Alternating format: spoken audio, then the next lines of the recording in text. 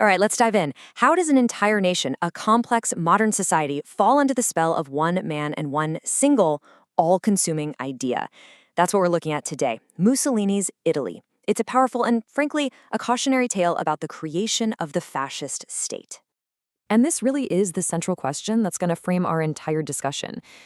This isn't just a story about something that happened 100 years ago. It's about the mechanics of power, of fear, and of political change. So, how does a democracy die and a dictatorship rise in its place? Let's try to find out. To really get a handle on the appeal of a figure like Mussolini, we first have to understand the ground he was walking on. Post-World War I Italy was anything but stable. I mean, it was a nation just fractured by disappointment and chaos, which created the absolute perfect environment for a strong man to emerge. What you're looking at here is pretty much the anatomy of a perfect storm. So Italy was on the winning side of the war, but they felt completely cheated by the peace treaties. Back home, the economy was in a total freefall. This ignited massive social unrest, what they called the 2 Red Years, with constant strikes and workers occupying factories. And the democratic government, it seemed utterly paralyzed. It was just this revolving door of weak leaders who couldn't get anything done. This created a huge power vacuum, and into that vacuum crept this profound, gripping fear of a communist takeover, especially among the middle class and the elites, anyone with property, wealth, and a deep desire for order. They say every crisis presents an opportunity. And right into this national void steps Benito Mussolini and his fascist movement.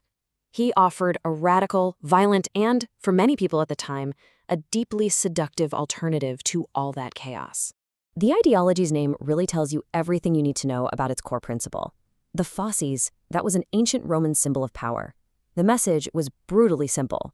A single rod is weak, you can snap it easily. But bundle a bunch of them together around an axe, they become an unbreakable force. For fascism, the individual really only exists to serve the state. Strength doesn't come from freedom. It comes from total submission to a unified, absolute authority.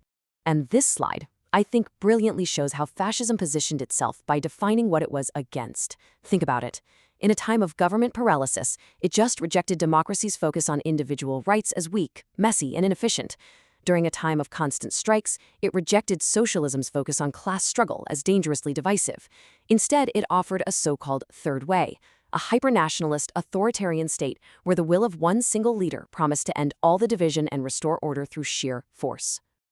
So, okay, how did this idea translate into actual power? Well, it wasn't just through powerful speeches. It was backed by brute force. Mussolini's paramilitary black shirts, they basically created chaos by going around attacking socialists and breaking up strikes. And here's the great irony. The very violence they created made Mussolini's promise of order seem that much more attractive to the industrialists and landowners who were terrified of revolution. The whole thing climaxes with the March on Rome, which was less of a military coup and more of a brilliant piece of political theater. Faced with this threat, the king, he blinked. Instead of calling in the army, he just handed Mussolini the keys to the government. But you see, gaining power was really just the beginning. The real challenge for Mussolini was how to consolidate it, how to transform what was a fragile prime ministership into an all-encompassing system of total control. This one phrase, this became the terrifyingly simple blueprint for fascist Italy. It's really the ultimate expression of totalitarian ambition. There's no private sphere, no independent thought, no loyalty that can exist outside of or against the state. The state is absolute. The state is everything. And how do you make a slogan like that a reality? Well, you need a toolkit of control. First, you just destroy democracy. By 1926, all opposition parties were banned. Second, you enforce loyalty through fear, using a secret police, the OVRA, to hunt down any dissenters. Third, you shape minds through a massive propaganda machine that controls all the newspapers, radio, and schools, and presents Mussolini, now called Il Duce, as the infallible savior of Italy. And finally, you secure the future.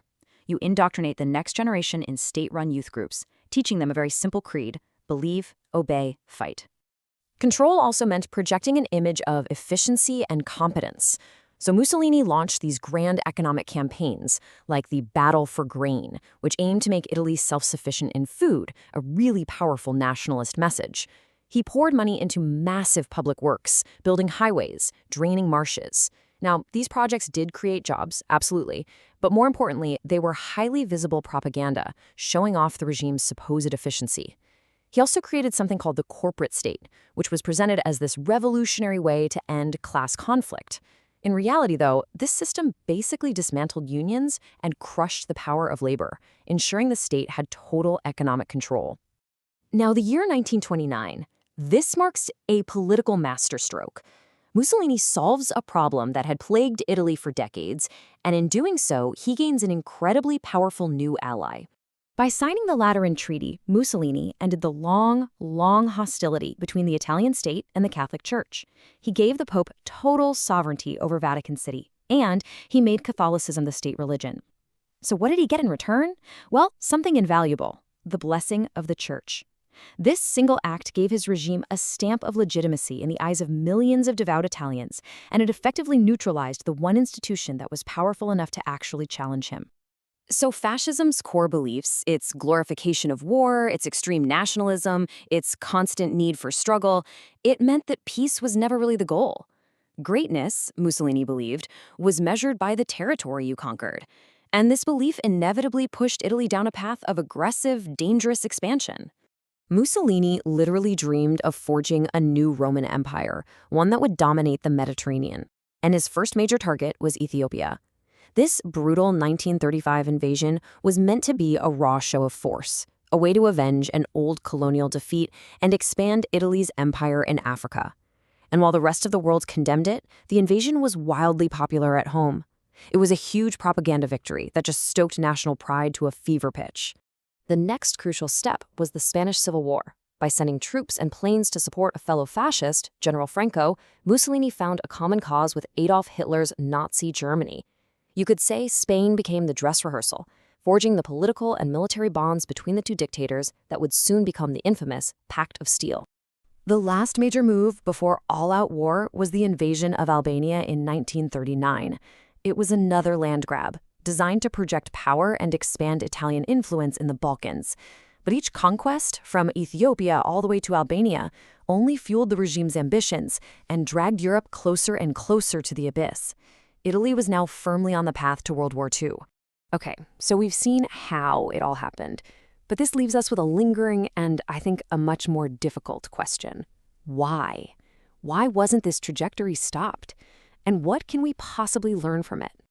As this table makes pretty clear, the two institutions that had the moral and the constitutional power to resist, the monarchy and the church, they ultimately chose accommodation. The king feared a civil war more than he feared fascism. He saw Mussolini as a useful, maybe temporary weapon against the left. The church, well, in exchange for the Lateran Treaty, it traded its political independence for power and recognition. In the end, both chose self-preservation over opposition, and in doing so, they enabled the dictatorship. And this brings us to the fundamental and frankly unsettling question that still remains. The story of Mussolini's Italy is a stark reminder that when a country is faced with economic chaos, political paralysis, and a profound national fear, the promise of a strong leader who can just restore order can become almost irresistible. And it forces us to ask, what is the price of stability? And under what conditions are people willing to trade their freedom for it?